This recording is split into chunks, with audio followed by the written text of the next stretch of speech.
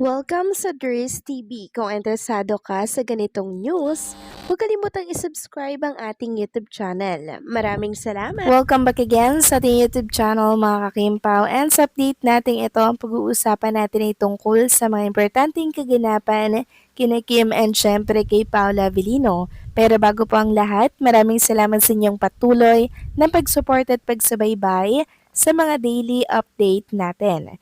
Kaya naman bilang pasasalamat, narito po ang ilang napili kong komento patungkol ito sa naging previous update.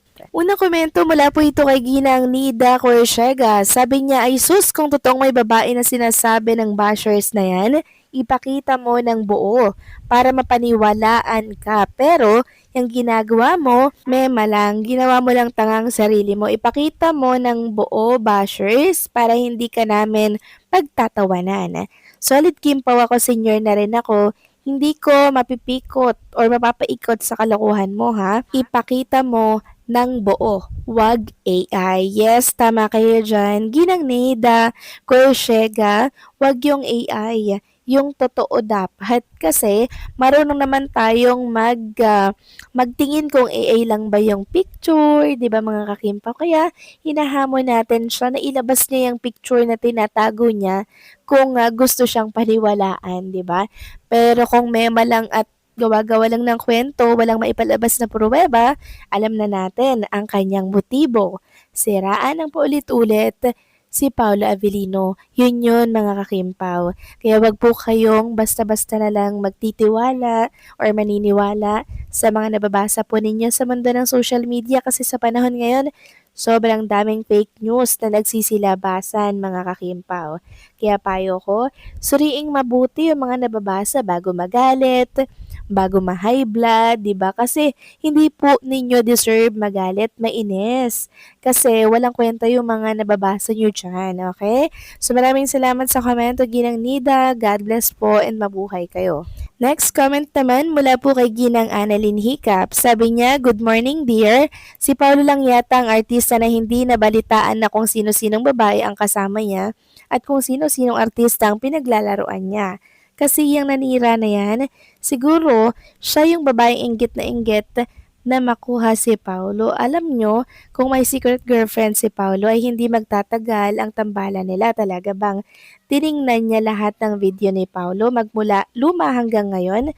Nakita nyo ba kung gaano natitigan si Kim hanggang ngayon? Ganun pa rin kalagkit. Magmula nang lumipat siya ng 2018 sa ABS-CBN sa Iwan ko ba? Marami pa rin talaga na hindi naniniwala at maniniwala sa fake news. Enjoy lang natin sila. Huwag na tayong magpaka-stress at huwag pumasok sa mga bashers or huwag pumatol sa mga bashers. Kung palagi ninyo silang pinapanood, sisikat pa yung mga bashers na yan. Basta ako, Kimpaw forever, walang paniniwalaan na balita kung hindi galing sa bibig nila sa Uders. God bless you and good morning. Thank you for always perfect Kim and Paulo or baka protect yun. So maraming salamat po sa komento, Ginang Annalyn Hiccup. Very well said itong mga sinabi po ninyo. Huwag na huwag tayong maniniwala sa mga fake news.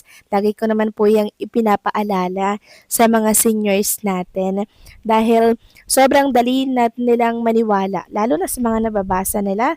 Konting basa lang, ayan, nasasaktan na po sila at parang na-high blood na.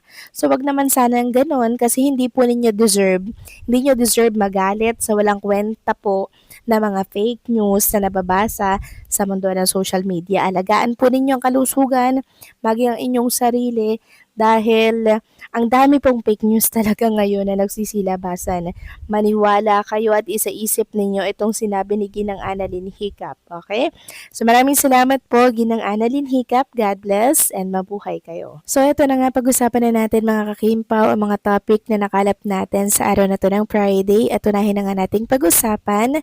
Ito pong nirepost ni Chinita Princess tungkol sa Di Alibay. So parang emotional siya dito, may mangyak-ngyak na emoji dyan. Tapos may thank you na emoji dyan mga kakimpaw. Sabi dito, thank you for spoiling us, Paolo and Chinita Princess. Hindi mapapagod at magsasawang sumuporta sa inyo. So kaya pala naging emosyonal si Chinita Princess kasi talaga namang sobrang solido yung mga pagsuporta po ng mga Kim Pao fans at lubos po ang pasasalamat ni Kim sa mga patuloy na andyan at hindi po nang iwan. Samantalang isang netizen naman po ang parang nagrereklamo dahil nga po mga ka-Kim Pao, sobrang iksi na lamang po ng mga teleserye ngayon sa telebisyon sa dami po ng ads.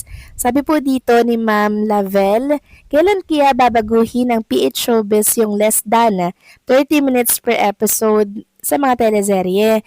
Nasa streaming era na tayo. Mga tao sanay na sa almost 1 hour or more. Sobrang nakakabitin yung ganito. Paano sisikat mga PH show internationally? Char, heist. Tas may nag-comment na, yung Alibay ng Kim Pao, 14 episodes sa Prime, halos 1 hour each. Parang K-drama, pero since ipapalabas sa Pinas, for sure, 28 episode or more. Hahatiin ng tig 30 minutes or baka tig 20 minutes pa since ipapasok ang commercials. Yes, mga kakimpaw, sobrang iksi nito pag sa telebisyon na po ito omere kasi syempre may mga commercial load sila dyan kasi dun po sila talaga kumikita. And para sa ating mga Kim Pao fans, okay lang naman po yan since malaking tulong po ito kay Kim and syempre kay Paula Avellino. Samantalang next topic naman tayo, pag-usapan natin mga Kim Pao, ito pong bagong imahe ni Chinita Princess na kung saan ay minamanifest nga po ng mga Kim Pao fans na sana gumawa naman si Kim ng action. Sabi nga dito sa Filipino telenovelas, I would really love to see Kim Chiu doing action series. She's already proven her versatility in dramas and rom-coms but imagine her in full action mode. I'm sure bagay din po kay Chinita Princess mga kakimpaw yung action, 'di ba? Kasi maangas din si Chinita Princess mga kakimpaw eh. Nakikinita-kinita natin yung galawan niya sa action. And for sure, tatangkilikin din po yun ng marami. At dahil nga sa post na yan, ang dami pong nagkomento na gusto nga din daw nila na action naman ang pasuking project ni Kim and Paolo. At kung magbabasa nga po kayo ng komento sa naturang post, sabi dito, sana next project Kim and Pao action movie or teleserye naman. Then may nagsabi pang, ay kayang-kaya. Tapos sabi pa na isa, gusto ko din sana action drama or movie. Please ABS-CBN. Tapos siya yung secret agent and Pao yung mafia. So ayan no, ang dami nilang komento na talaga namang nakaka-happy kasi agree sila mga kakimpaw na action naman po ang maging role ni Chinita Princess dito po sa mga susunod niya na project. Malay nyo mga kakimpaw, ito pala yung gawing project ni Kim na susunod po no, pagkatapos po ng Kim Pao World Tour. So wait na lang natin kasi mukhang maganda nga po ito't bagay ito sa kanila. So kayo ba mga Kim Pao, ano po ang komento ninyo dito? Please comment down below and syempre don't forget to like, share, comment, and subscribe.